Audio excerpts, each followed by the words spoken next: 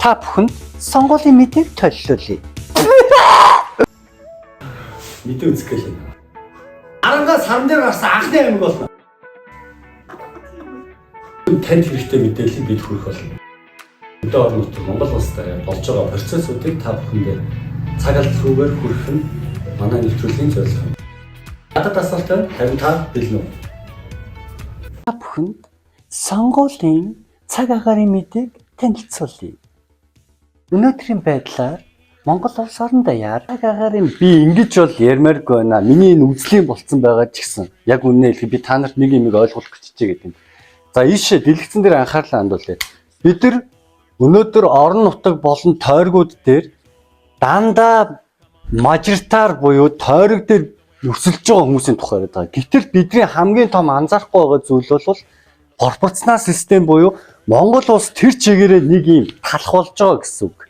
Бид нар хоёр сонгуул болох гээд байгаа гэдгийг та нар ойлгомоор байна гэж. Монгол Ардын намаас 48 дэвшигч байна. За энэ 12-ийг зогсоож байгаа. 10 байр. Яг сонгох гээд байгаа гэхээр Монгол улс тэр чигээрээ бүтэн талах буюу нам эвслийг дугуулна. Эндээс Монгол Ардын ном 20% авах юм бол жагсаалтын эхний арга буюу энэ уянд бидэг хүн хүртэл шууд автоматар улсын их хурлын гишүүн болно. Мөн ялгаа байхгүй ардчилсан намын жагсаалтны эхний хэд.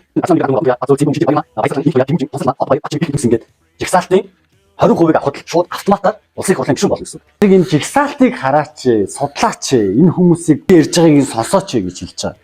За тэгэхээр бүх намууд ингэж нийлж явсараа байгаад эцсийн бүлэгтээ 100% буюу 48 хүний улсын их хурлын гишүүн болно гэсэн үг. Хоёр дахь сонгуул бол нөгөө мажоритар буюу томсгосон тойр гэж яриад байгаа. Энд дээр Аранга, Өвранга, Баян онгорч гэдэг юм. Энд дээр 3 аймаг чинь нийлээд эндээс 9 ковоттой. Жишээ нь Аранга аймгийн 1-р тойрог буюу 9 нэр дэвшигчийг сонгоод нэмэх нь нэг нам эвсэл дугуулна. Энэ нам эвсэл дугуулна гэдэг 48 хүний ерөөс анзаарахгүй байгаа даа санагдаад байгаа учраас энэ хүү мэдээлэл хийж байгаа. Сүүлийн үед сошиал орчинд залуучууд ингээд хэцүү бай. 30 жил чи энэ намууд бүгд л байсан шүү дээ. Тэгээ өөрчлөхгүй яасан.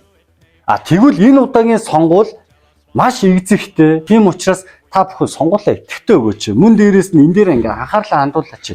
Зөвхөн тойрогт явж байгаа хүмүүсийн сурчлагаа яваад байгаа болохоос энэ жагсаалтан дотор хэн байгаа гэдэг нь аюул эргэлзээтэй. Өнгөрсөн 30 жилийн алдааг заснаа гэдэг юм. Би өөрөөсөө нэг юм ойлгохгүй. 30 жил засч чадаагүй юм байж яаж засах гэдэг. Тэгвэл засах нэг боломж байна. Илүү шин, илүү залуу, илүү цэвэр хүмүүсийг сонгооч гэж уриалмаар байна. Улс төрийн намууд шинэ хууль гэхээсээ илүүтэйгээр энэ байгаа хуулийн дээрээ засаж сайжруулах. Нэмэлт өөрчлөлтүүдээ хийгээч. Хитрхи их энэ хуулийн дунд ч хүмүүс ч төөрөлөө шүү дээ. Ер нь миний ингэж үсэнцтэй байгаа ч гэсэн үнэхээр хог юм байна нэрээ.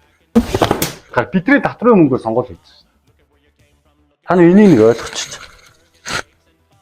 Монголд ч өнөөдөр өчнөө асуудал байна. Та нар хүнээ хөгжүүлэхгүйгээр улсыг хөгжүүлэхгүй шүү. Бид нар сонгохоос өөр сонголт байхгүй байхгүй. Бидний л ирээдүй яригдж байгаа. Энд өөр хэний ч ирээдүй яригдаг. Тэгэл нэг хүсснээрээ яриад ус төрд гарчдаг те. Тэгэл бид нар 4 жилийн дараа чи ирнэ.